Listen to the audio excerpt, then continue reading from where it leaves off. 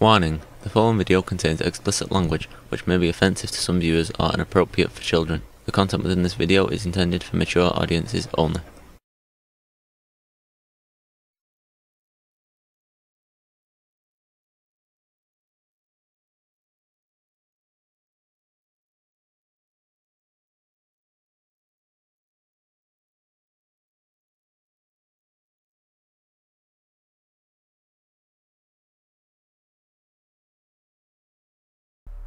Disclaimer.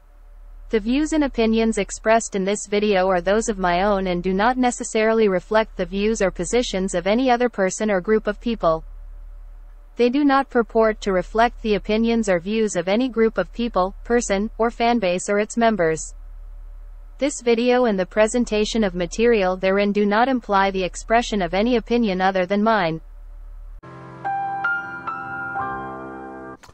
Hello and welcome to this video. This video is a lazy video. Yes, I know. Basically I found a video that I made about 5 years ago, talking about Lindsay Anderson's 1968 movie If. I will tell you right up front that this was made before 2K or 4K were the standard. I think 720p was the standard at the time this video was made. So yeah, the video and the audio, especially the audio, are going to be painful. I tried to go through and clean it up as much as I could, but you can only polish something so much.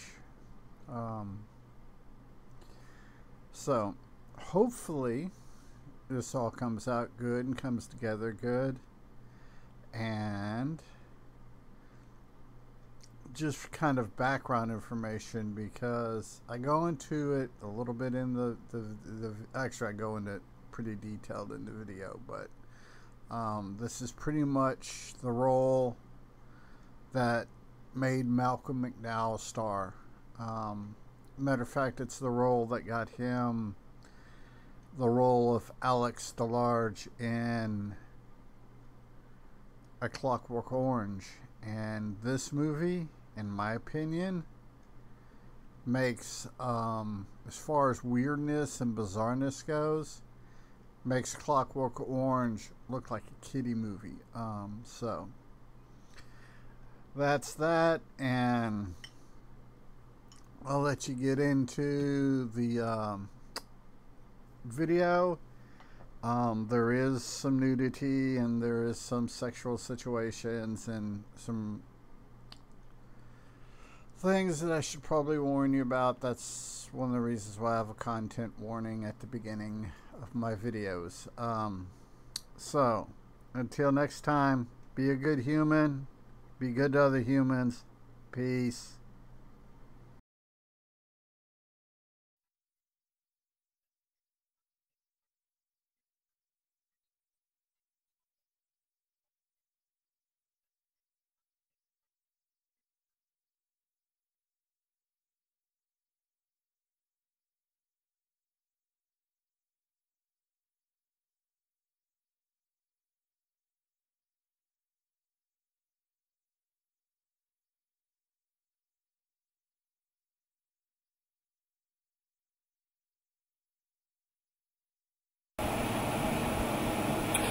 Good evening, good day, good morning, good afternoon, good whatever time it is you're watching this video, good people of the internet.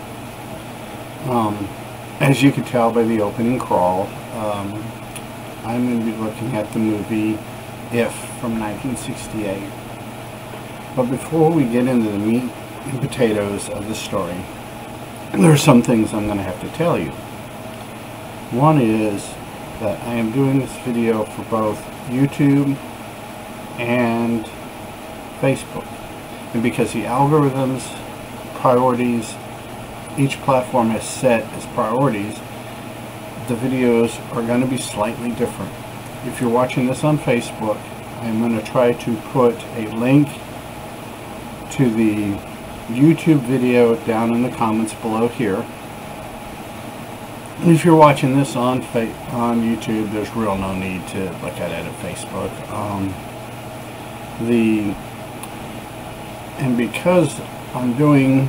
Because both Facebook and YouTube have such radical priorities in their algorithms for stuff, there's going to be edits made throughout here, because the graphics I'm going to use that are going to be right in here, probably right up in here somewhere, are different. They're going to be different just simply because of what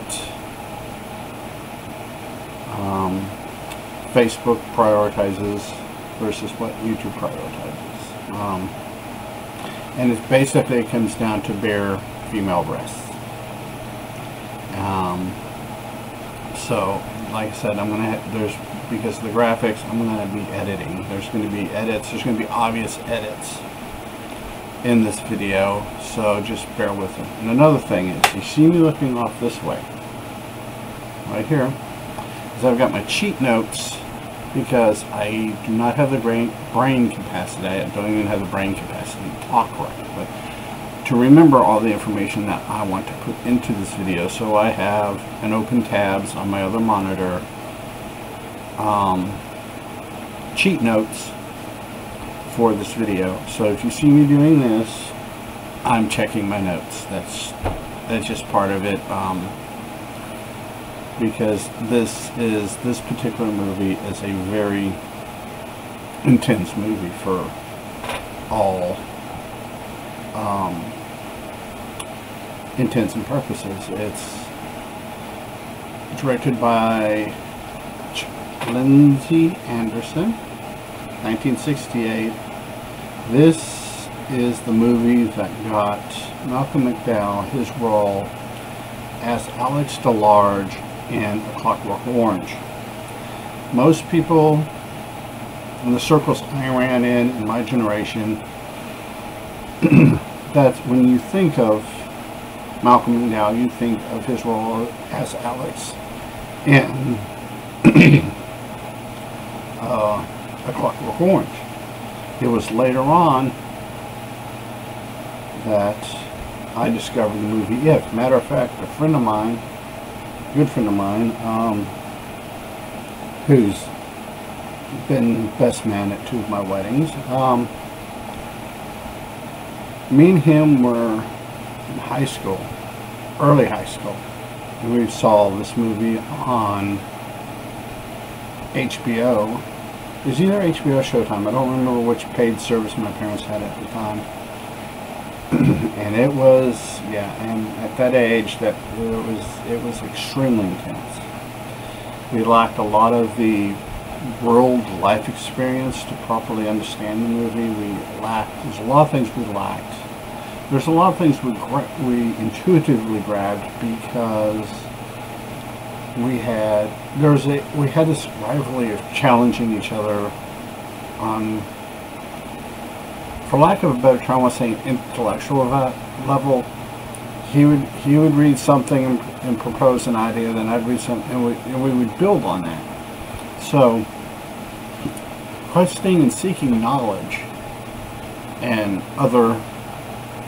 some more base carnal things too, but seeking knowledge was something that we kind of did. So there were some concepts in this movie that were, at the time, were above our age and grade level that we comprehended, but there's some of the things in the movie that, at least for me, I didn't get a full grasp on until I was much older, in early to mid-20s, when I had obtained the life experience to understand the symbolism, what was going on. This movie, the setting of the movie and premise of the movie is you have 3 disillusioned kids in an English boarding school that basically lead revolt. I've read an interview, and I've also seen there's a couple of YouTube videos. If you do a YouTube search for If or Lindsay Anderson interview, If review, whatever, that goes into the fact that this setting of these disillusioned kids leading this rebellion at a English high-end, upper-class, very you know your parents had to have quite a bit of money for you to get into school.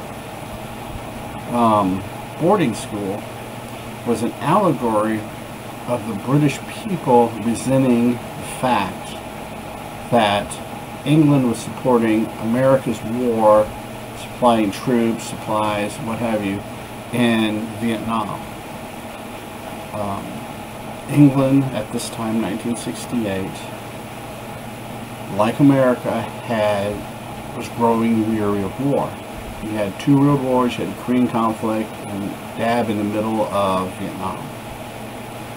And this is a very surreal movie. It deals with concepts.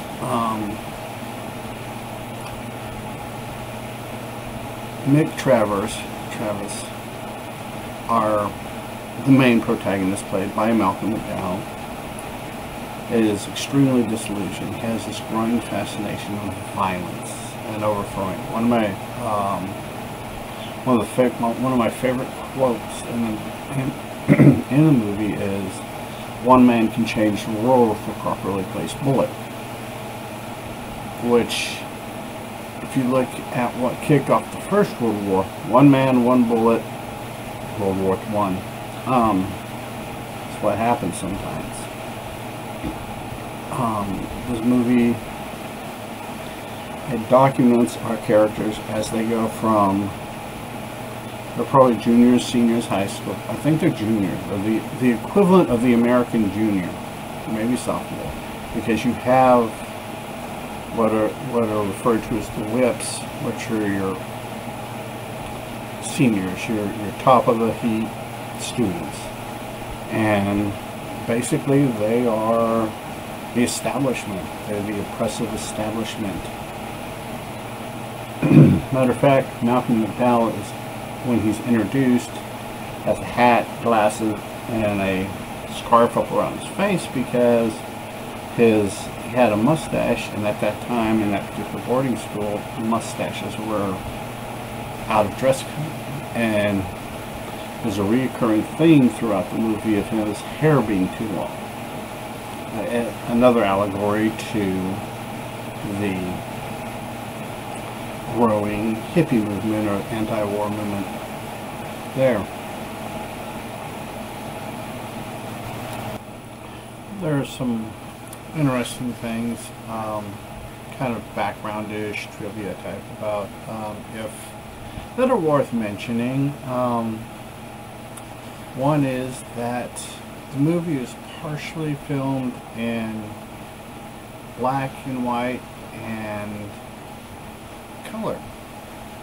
But the reason for this is some of the shooting locations, when they filmed it in color, the color tones shifted, there was grainy, so they made the conscious decision to shoot it in monochrome. Over the years, the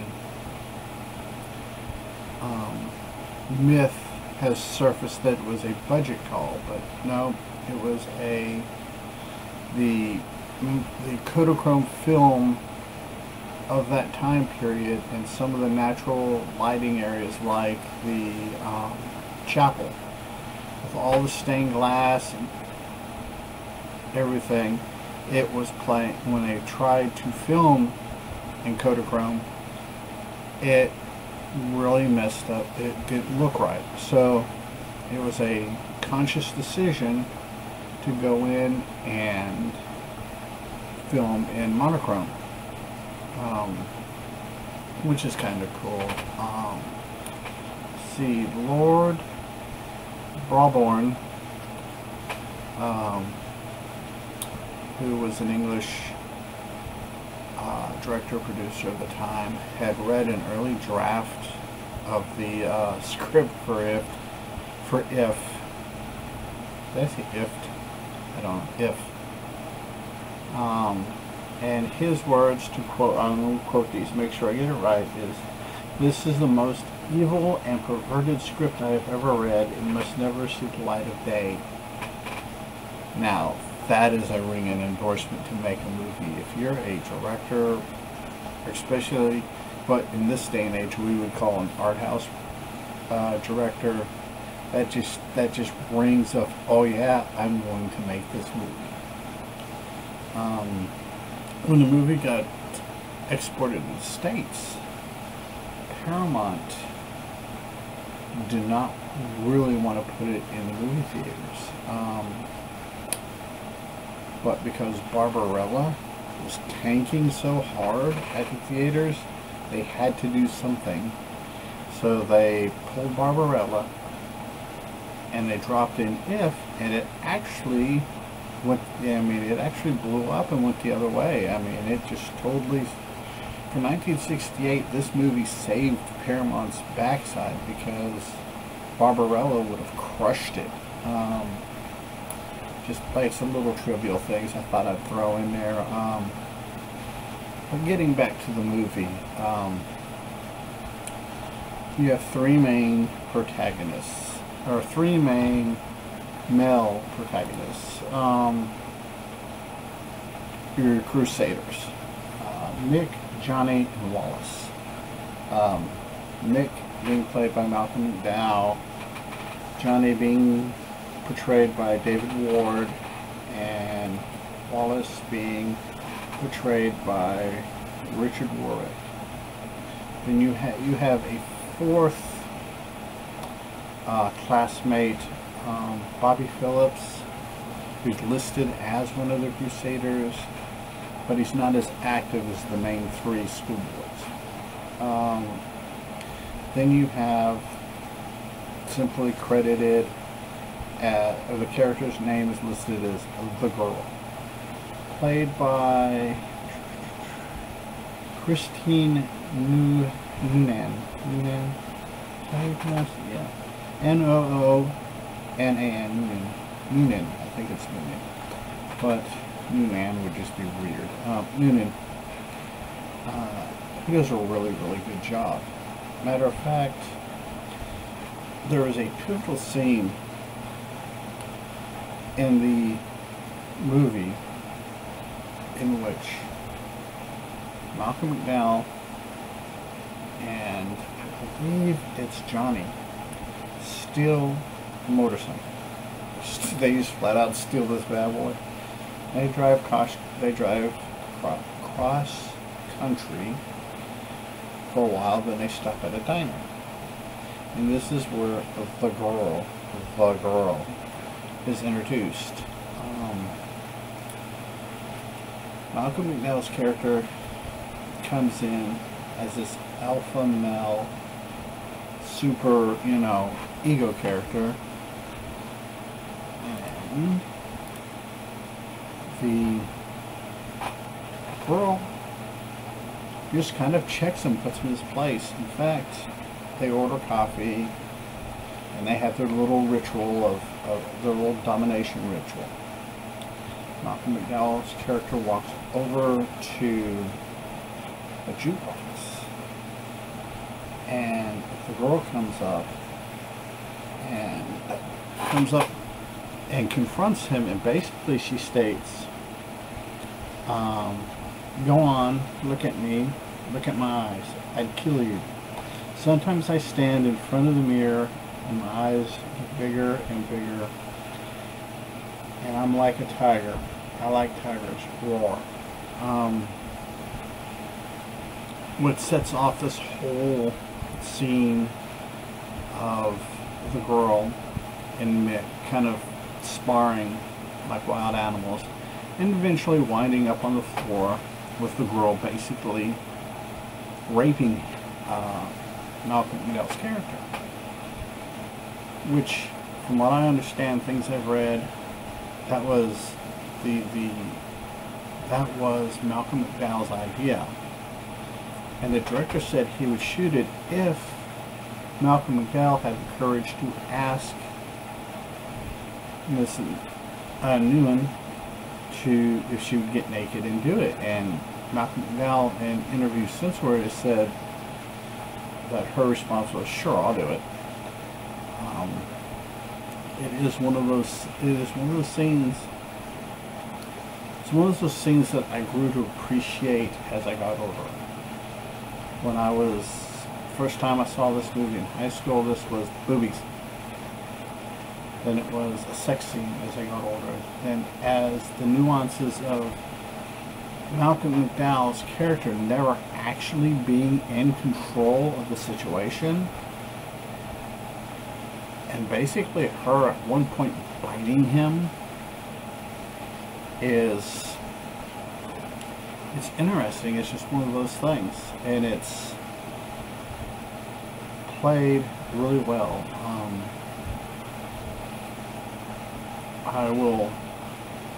We will look at a clip of it here in a minute. Actually, it's going to be on this side. But because of the way fair use laws in America are written, and the way fair use laws are enforced, I've had to kill the volume. You'll be able to see it. You'll be able to watch the scene that I just described, but it won't have any volume to it. I have to alter it. The scene has to be altered in order for it to fall in within fair use. So by muting the sound, I thought that gives me license within fair use to use the scene. So we will sit there and we'll go ahead and we'll watch it. It's 18-19 seconds long, 20 seconds. So let's do this.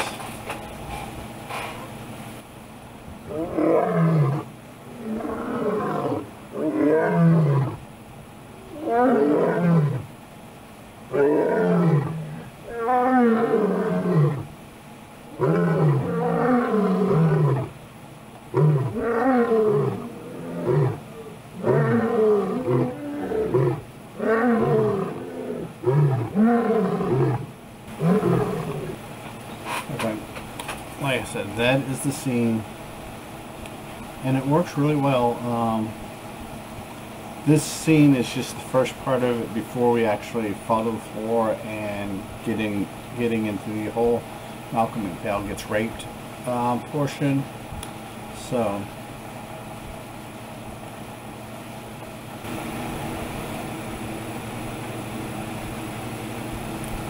okay, now I've got to back up a little bit.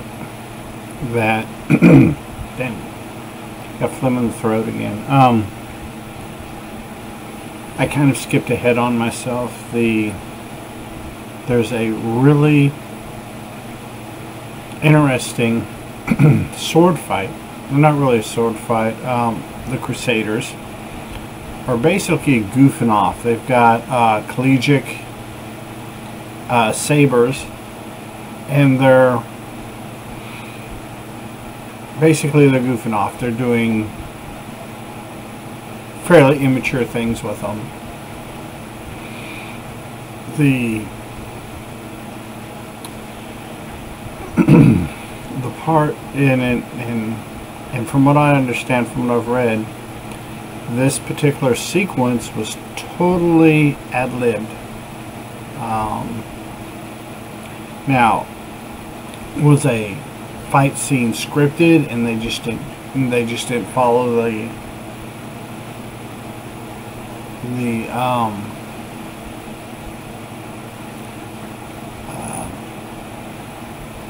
script and just kind of ad-libbed the fight, or was the whole thing ad-libbed? I don't know. I haven't been able to find out that far ahead. or that deep into it. Couldn't tell you, but at the end of the scene, Malcolm McDowell's character is injured, and he sees blood on his hand, and instead of being in pain or mad or whatever, he's astonished. He's kind of gloating at the fact that he's bleeding. This is in this kind of sets up, this is kind of your foreshadowing of what happens later in the movie, what happens at the end of the movie, that he's, like I said, he's just kind of gloating over what's happening. I do hate sinuses, and having bad sinus problems in a pandemic just makes things look worse. But I digress. And they do. It sets up a lot of what happens later in the movie. This is kind of your foreshadowing. This is kind of your Chekhov's pistol moment of what's going on. So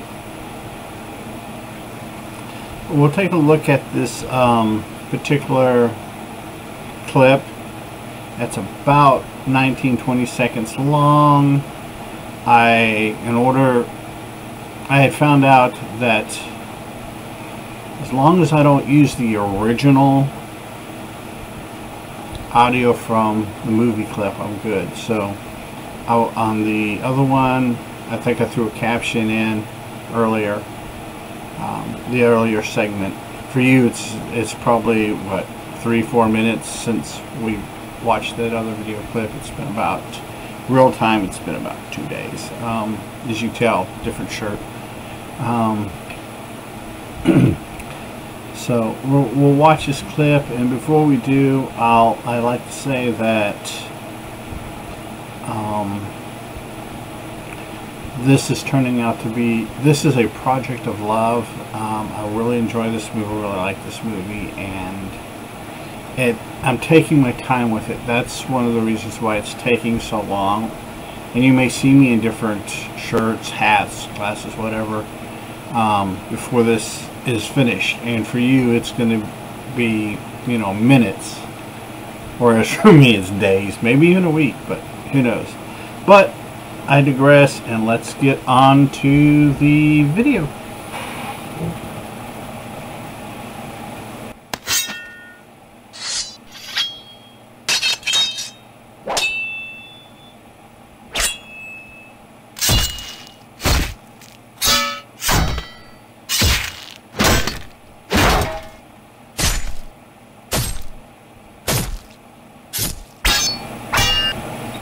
Okay, as you can tell, I did overplay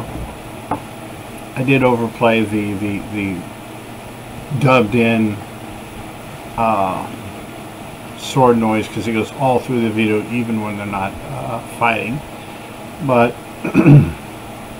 like I said, you can see, look in the Mitch's face, or Mick's face, and you can see the astonishment, the pride, the arrogance of him getting injured and bleeding. Like I said, it's just one of those things that's kind of, it's one of those things that you don't notice unless somebody either tells you or you've seen it. You've become educated in the world. You understand, oh, this is foreshadowing. This is what good foreshadowing looks like.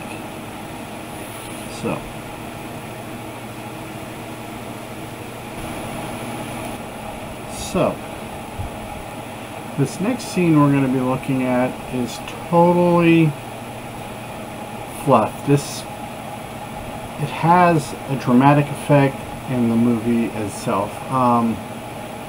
The students at this point that have chosen to go into the 1968 boarding school equivalent of what what my brain would call ROTC, Reserve Officers Training Corps. That's starting to mobilize.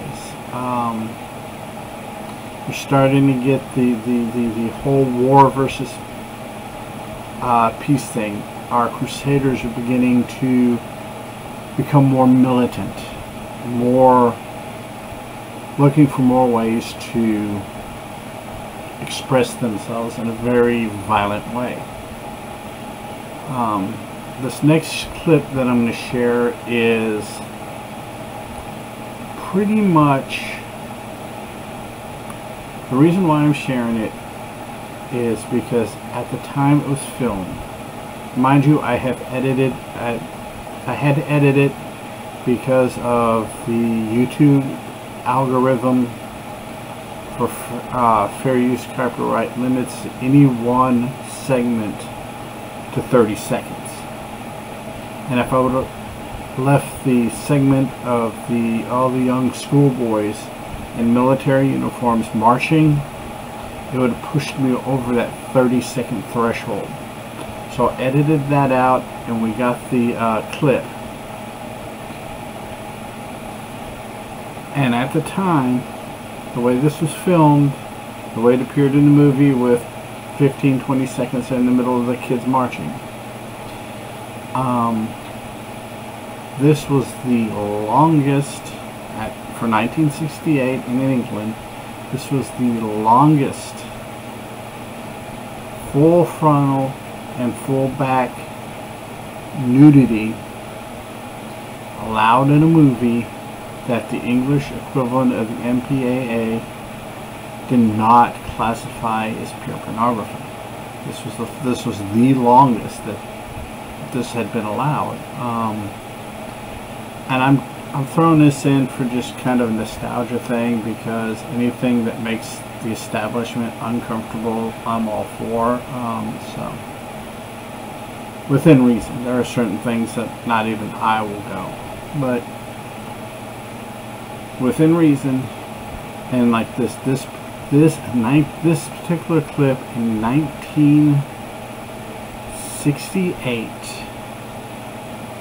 pushed the envelope, and it was just one of those scenes. And I'm only including it in this rambling, like I said, for nostalgia, for pushing the envelope, because it is what it is. It's not gratuitous. It's in context when you have the students marching, you get that it throws in that consciousness of, because she's walking down, all the kids are out marching, doing field exercises, and this is the school nurse, and she's walking through the corridors naked into the empty rooms of the students. You know, the symbolism of youth lost, life squandered on the battlefield, you know, emptiness, and being totally nude, being kind of the Venus of Willendorf maternal goddess figure, what have you. So without further ado, let's take a look. I believe this is about, I got it down to about 26-27 seconds when I edited out the students marching. So we'll take a look at that and see what we got.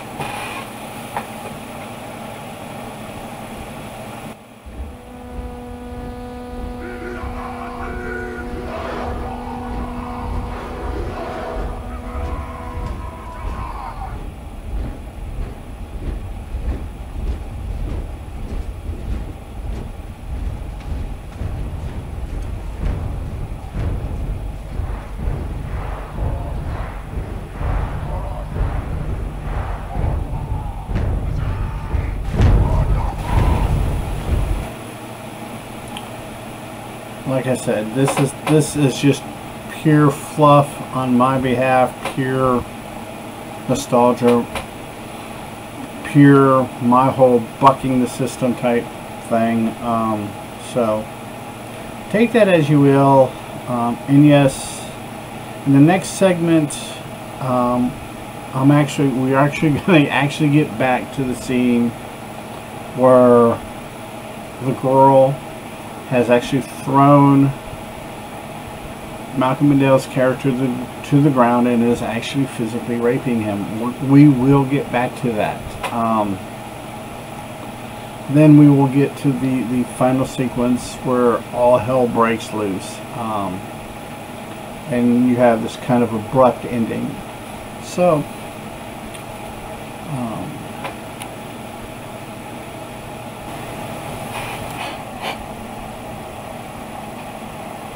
okay, now we are jumping all the way back to almost the beginning of the movie.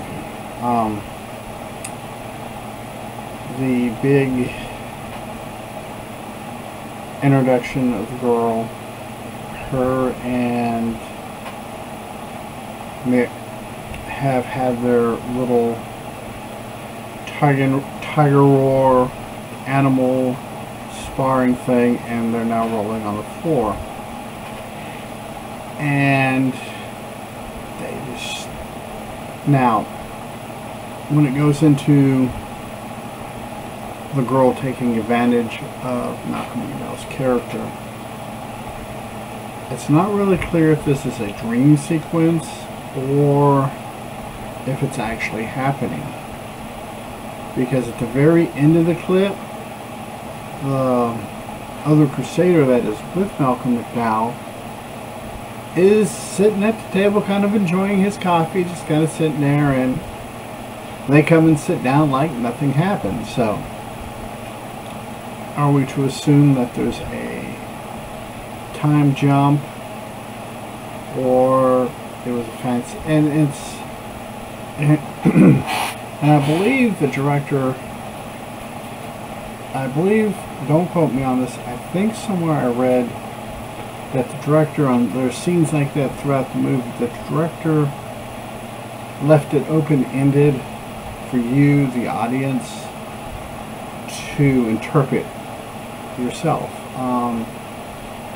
That's one thing I love about this movie. It gives the audience credit for being intelligent enough to figure out things on their own, to come up to their own ideas on how things are supposed to go. And this is one of those scenes. This is one of those scenes that also establishes the relationship between the character of Malcolm McDowell's character and the girl. So, without further ado, let's check out this clip.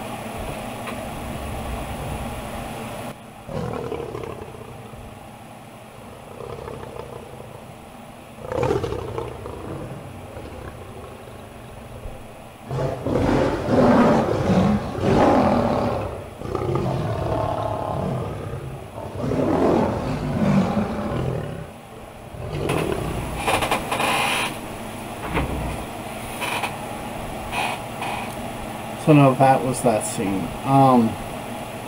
Like I said, kind of went overboard with the lion and growling and lion roars.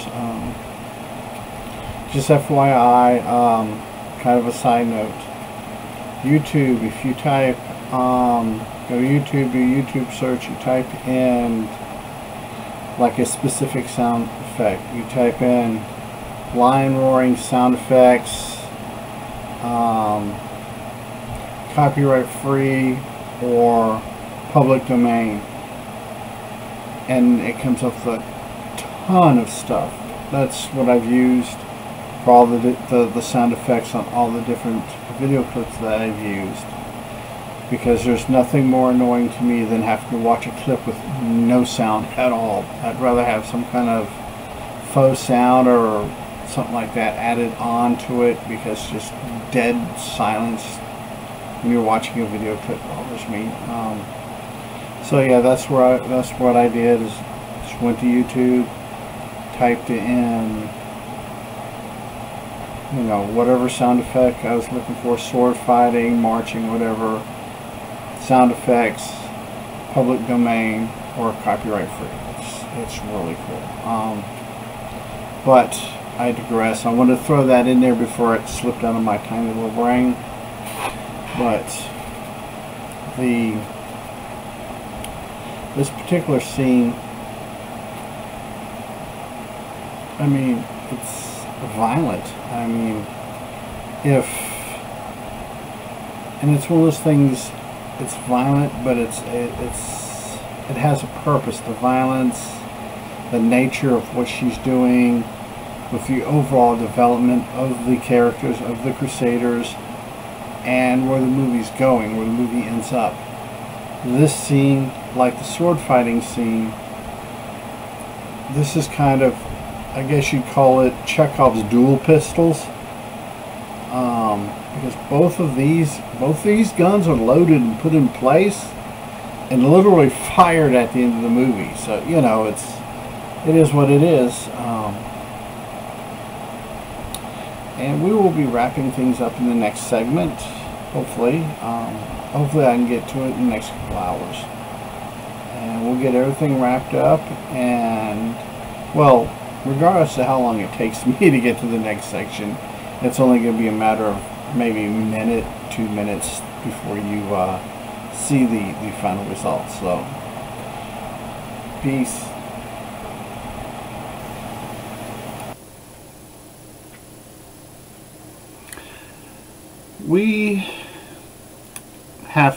I have to step back and point out that this movie is an hour and 51 minutes long.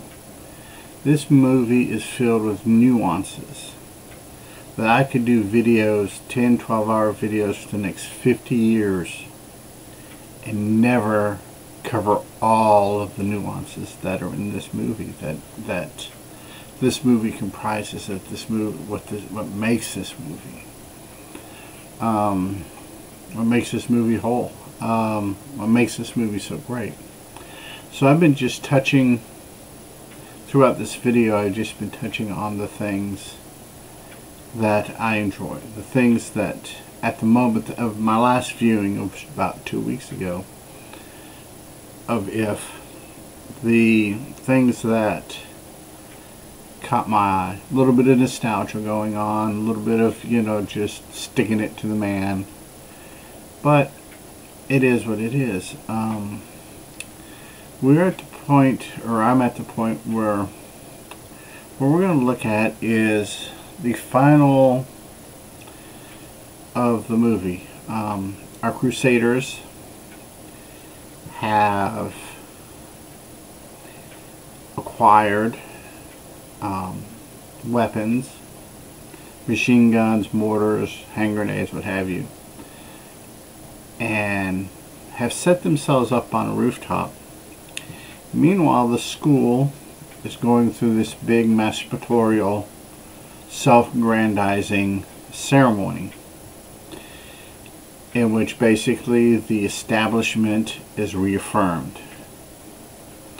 The old ways, and basically, and as people are exiting, the Crusaders open up on them. The ROTC is called in, they have guns, and you have this, in all actuality, because of copyright constraint and fair use laws, the clip I'm going to show is only about 30 seconds long, between 26 and 30 seconds long. I can't remember exactly, but the actual sequence in the movie is about 3 or 4 minutes, and it's total chaos. It is the payoff. This is the payoff for the sword fight. This is the payoff for the cafe scene, the interaction between Malcolm McDowell's character and the girl in the drive-in, the cafe, coffee shop, whatever you want to call it. That whole cat fight thing and release of tension.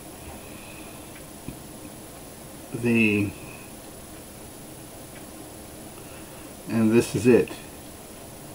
And it is implied heavily. It's not all pointed out right, It's not said definitively, but it is strongly suggested that our Crusaders get killed. You have the very last scene, you have Malcolm McDowell machine gunning down people, and it kind of fades to black. And it just kind of leaves you in limbo. The name of his character, Mick Travis, shows up in 2 more movies, played by Malcolm McDowell, directed by the same director who did If. And he always contended that it was not the same character, more of a parallel universe type. You know, you had the If universe, you had Old Lucky Boy universe, and I believe it's Hospital, that universe, Good Hospital or something like that. I'd have to look it up. I forgot to pull up my cheat notes, but those 3 movies. So it's there. I mean, it's the same character name.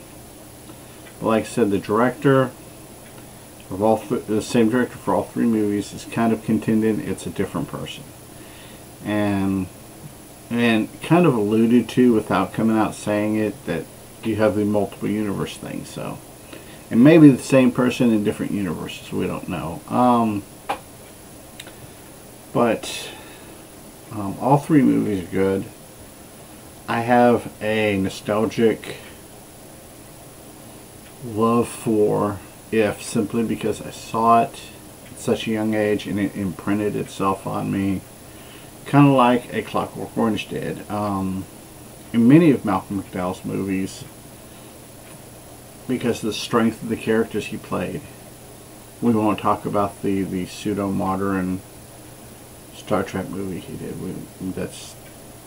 That is an alternate universe Malcolm McDowell. But like I said, I think that Malcolm McDowell is one of those people that was a strong actor all the way through is still a strong actor. I mean, he's still doing movies. Last time I looked at IMDb, he's at like 5 movies in post-production, announced for like 3 or 4, and currently filming another 3 or 4. So, you know, it's Malcolm McDowell is still a prolific, active actor. He's not spring chicken anymore, but he's doing what he can. So, what we'll do is we'll go ahead and look at the clips. I'll give my final thoughts, and we'll call it a video.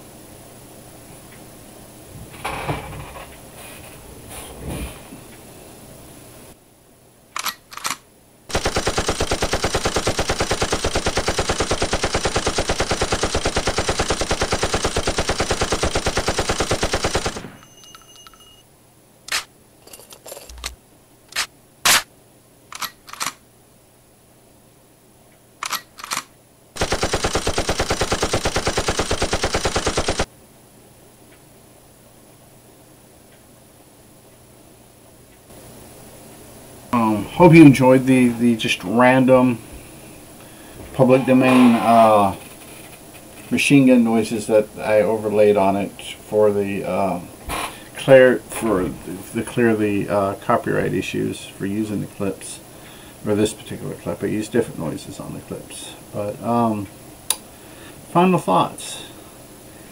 If you enjoy a well-told story that even to this day, I mean, you could draw allegories to what's going on modern with, you know, the continuous war, sustainable war in Afghanistan and the Middle East, Iraq, against ISIS, the polarization of the country over the last 4 years. A lot of the allegories in this movie are still current, still valid. So yes, it is if you want to see, and Hollywood doesn't make movies to this caliber anymore. They're just not made. Hollywood or the, you know, European movie scene, they're not of this caliber.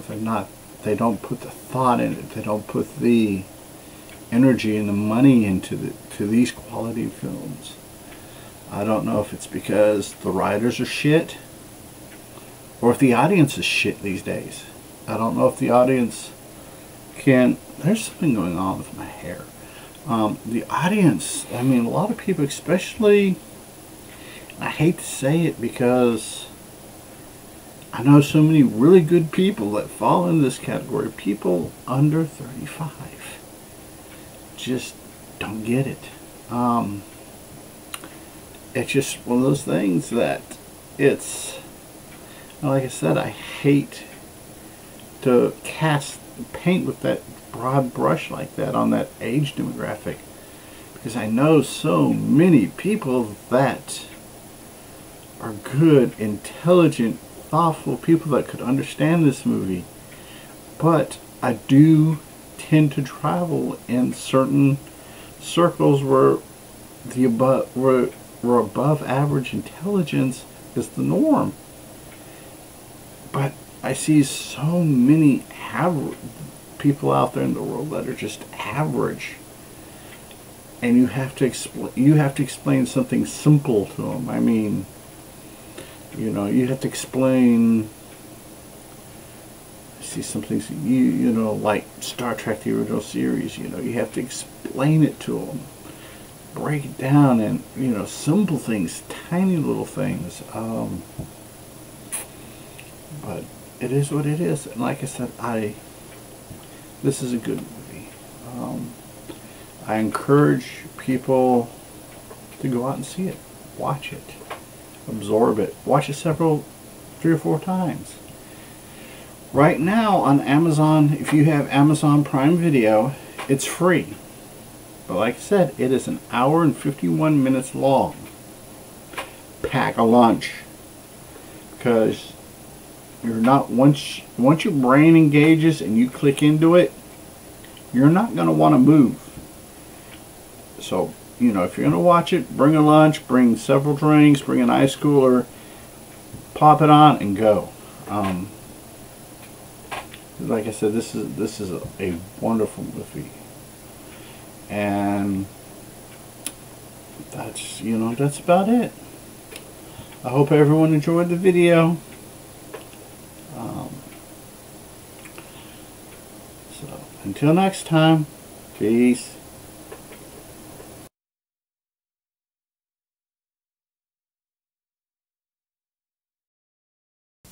Hey, it's 10 p.m. Do you know where your children are?